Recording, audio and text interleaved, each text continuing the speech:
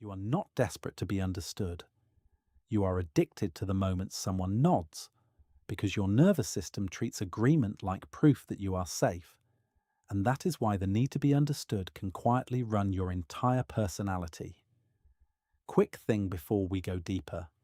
We are building toward 1,000 subscribers, and your subscription genuinely helps this channel reach people who actually want substance. And if this hits a nerve, tap like too, because it tells the algorithm to take this kind of content seriously. All right, back to the uncomfortable part.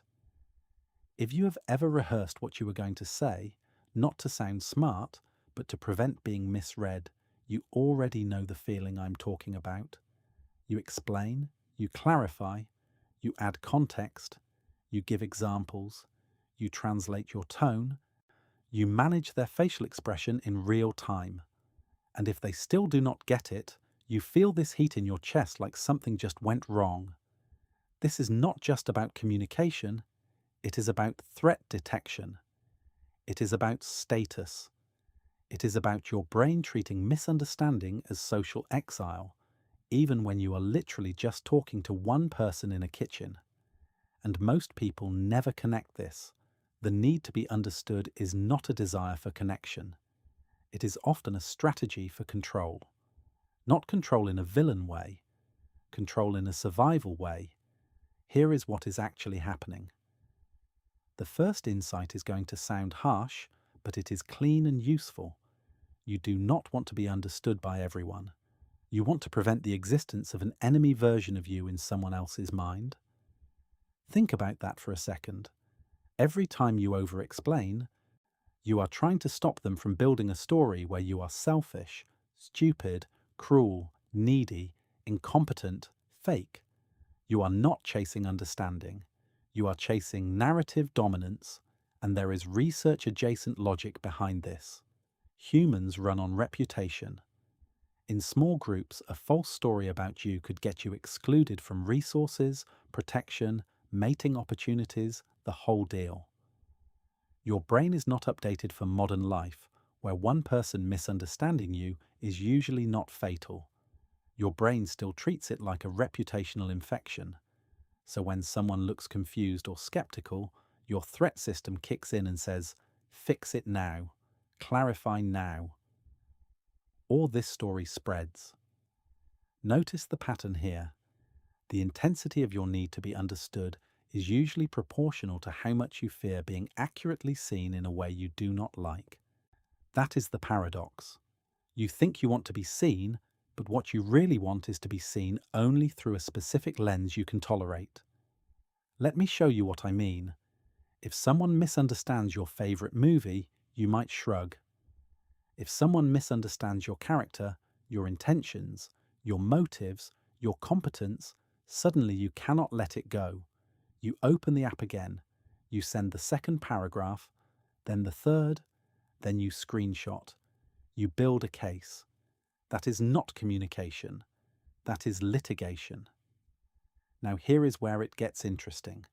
The more you try to force the correct version of you into someone's head, the more you communicate one hidden message. I need your agreement to feel real. And people sense that need like blood in the water. They might not articulate it, but they feel the pressure. Which leads to the second insight. And being understood is not one thing. It is 3 different experiences, and your brain keeps mixing them up. 1 is comprehension. They know what you mean. 2 is validation. They agree that your meaning is reasonable. 3 is allegiance. They accept your meaning as the dominant story and align with you socially. Most people say they want comprehension, but what they crave is allegiance. Because allegiance resolves uncertainty. Allegiance says you are not alone in your reality. This is why you can be understood perfectly and still feel unsatisfied. Someone can say, "I understand why you did that." And you still feel irritated because what you actually wanted was, and you were right to do it, and anyone who disagrees is wrong. If you have ever gotten angry at someone who said, "I hear you, but I do not agree," that is the split right there. They gave you comprehension, they refused allegiance, and your body reacted like rejection. So the practical question is not, how do I stop wanting to be understood? The question is, which version of understood are you demanding from people who did not consent to that role? Because allegiance is not something you can ethically extract. It is something people give voluntarily when your worldview fits theirs or when it benefits them to comply. And if you build your peace on allegiance, you will be chronically thirsty. Now watch what happens when we connect this to the real social environment you live in. Most people are not listening to understand you anyway. They are listening to locate you. This is the third insight, and it explains so much frustration. In conversation, people do not just exchange information. They run classification. Are you safe or unsafe? High status or low status? Similar to me or foreign? Useful to me or draining? On my side or on the other side? Your words are treated like data for a sorting algorithm.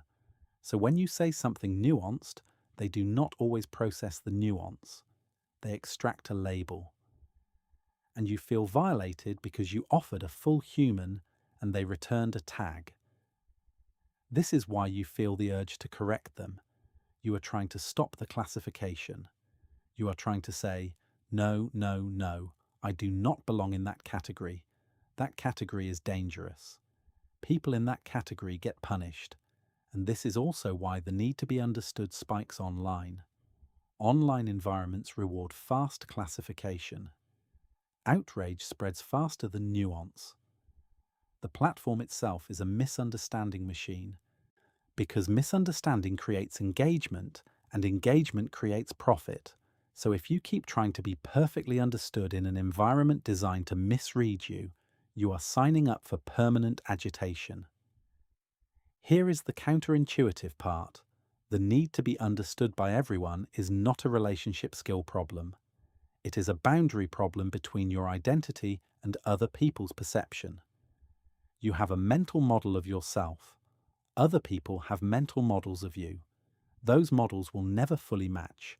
Not because you failed, because they cannot. Their model is built from their limited data, their incentives, their trauma, their cultural scripts, their mood, their intelligence, their attention span. Their model is not you, it is a guess. When you demand that their guess becomes accurate, you are demanding something biologically expensive and statistically impossible, and your nervous system pays the bill. Stay with me, because the next part recontextualizes everything I just said, and it gives you a practical way out that is not just stop caring what people think. The real trap is that you are using other people's understanding as a mirror to stabilize your self-concept. In plain language, you borrow clarity about who you are by watching whether others reflect it back. This is why misunderstanding feels like vertigo. It is not just annoying, it destabilizes you. Psychologically, this is related to what some researchers call self-verification.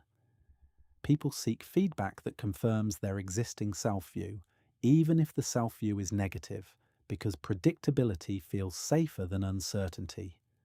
But there is a twist most people miss. If your self-view is complex, nuanced, and context-dependent, you cannot easily self-verify. So you chase it harder. You become a translator of your own soul. You try to get the world to reflect your internal complexity back to you, and the world basically says, no, we do not have time. So what do? You over-explain. You curate. You manage impressions. You keep trying to force high-resolution identity into low-resolution social systems. That is why it feels exhausting. You are attempting a high-bandwidth transfer over a low-bandwidth channel. It is like trying to send a 4K movie through a pager. Here is a concrete way to notice this in your life. The people who most need to be understood are often the people who feel chronically mischaracterized. And the people who feel chronically mischaracterized usually grew up in one of two environments. Either they were punished for motives they did not have, like being called manipulative when they were scared, lazy when they were depressed, disrespectful when they were overwhelmed, or they were forced into a role that benefited the system, like the responsible one, the easy one, the smart one, the peacemaker, the one who never needs anything. In both cases, misunderstanding became a recurring injury. So your brain formed a rule. If I can make people understand me, I can prevent pain. But the adult reality is more brutal and more freeing. Some people can understand you and still choose to frame you negatively because it serves their status or their story. And some people cannot understand you, not because you failed, but because their identity depends on not understanding you. That last sentence matters. There are misunderstandings that are not cognitive. They are political, they are emotional, they are incentives. So trying harder does not work because the problem is not clarity. The problem is that their mind is not a neutral courtroom. It is an interest group. Now here is the lever. If you want to break the need to be understood by everyone, you have to stop treating misunderstanding as a crisis and start treating it as information. Information about what? About the other person's constraints, about their motives, about their perceptual filters, about whether they are capable of nuance, about whether they are attempting connection or attempting dominance. Because misunderstanding is not random noise. It has a shape, and that shape tells you where you are.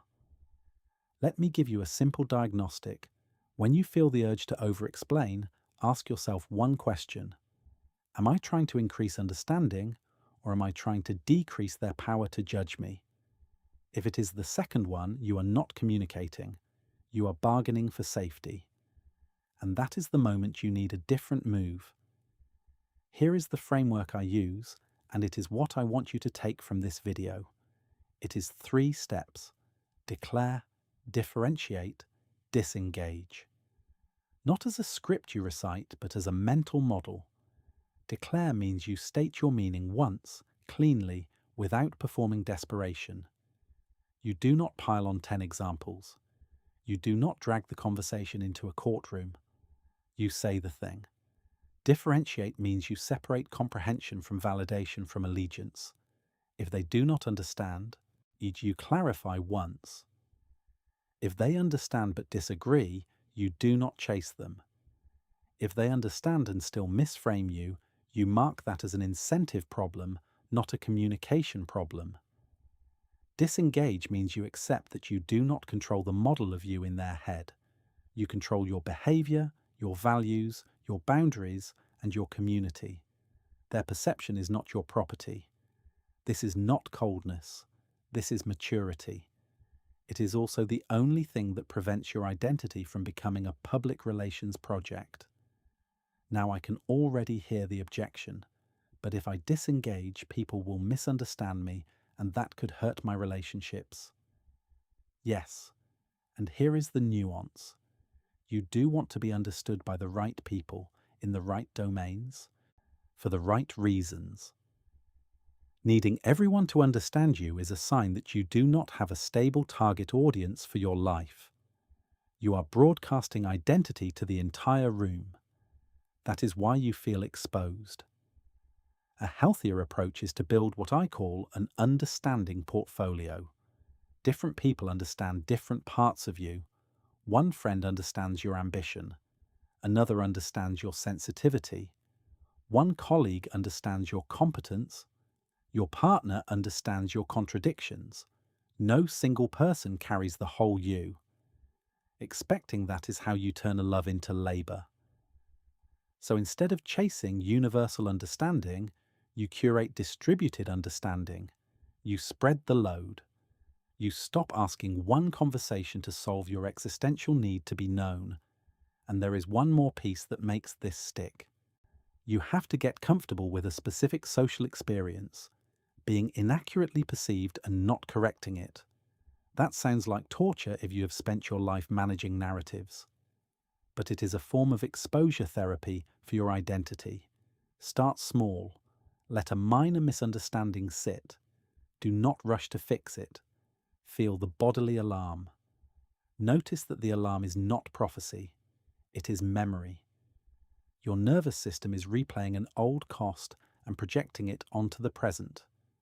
When you do this repeatedly, you teach your brain a new contingency. Misunderstanding does not automatically lead to danger. Sometimes it leads to nothing. Sometimes it leads to sorting, and you get sorted out of rooms you were not meant to be in. That is not a loss. That is selection. Now connect this back to the beginning. The reason agreement feels like safety is because your brain confuses social synchrony with survival. In tribes, synchrony mattered. In modern life, synchrony is optional, and sometimes being out of sync is the proof that you are thinking. So the ultimate insight is this: the need to be understood by everyone is not about being loved. It is about outsourcing your self-trust. When you trust yourself, misunderstanding becomes tolerable. Not pleasant, but tolerable. Because your identity does not require unanimous consent. When you do not trust yourself, you will keep trying to win reality through other people. And you will never stop, because other people are not stable mirrors. They are moving targets with their own agendas. So here is your practical rule going forward. Do not ask, do they understand me? Ask, are they a high-quality interpreter? Do they ask better questions over time? Do they update their model when new data arrives? Can they hold nuance without panicking? Do they use misunderstanding as a weapon? If the answer is no, then clarity is wasted on them. Not because they are evil, because they are not built for what you are trying to transmit.